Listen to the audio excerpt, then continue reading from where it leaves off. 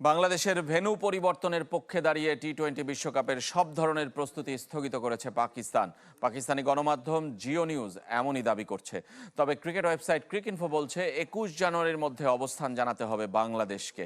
অনড় বাংলাদেশ আইসিসির নিরপেক্ষ সিদ্ধান্তের অপেক্ষায়, জানিয়েছেন বোর্ড পরিচালক খালেদ মাসুদ।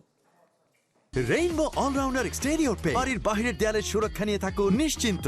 সাথে পাচ্ছেন 10 বছরের ওয়ারেন্টি। বিশ্বকাপ খেলার আশায় একে একে সব সম্ভাবনা দূরে চলে যাচ্ছে। শেষ শক্তি হিসেবে পাশে দাঁড়িয়েছে পাকিস্তান।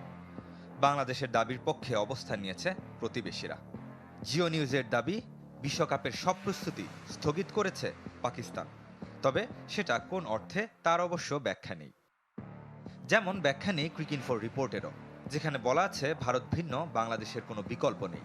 সিদ্ধান্ত জানাতে 21 জানুয়ারি পর্যন্ত সময় বেঁধে দিয়েছে আইসিসি। অন্যথায় পুরনো সূচি বহাল থাকবে।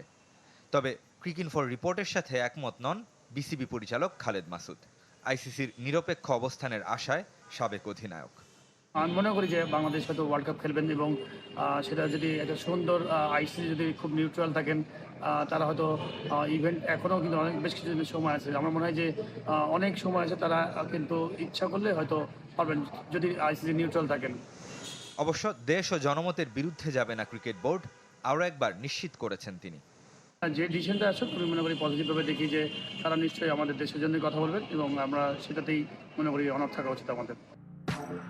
বাংলাদেশের বিকল্প হিসেবে আলোচনায় স্কটল্যান্ড, যারা টি-20 র্যাঙ্কিংয়ে 14 নম্বরে থেকেও বিশ্বকাপ নিশ্চিত করতে পারেনি। রেদমান শুয়েব, চ্যানেল 24।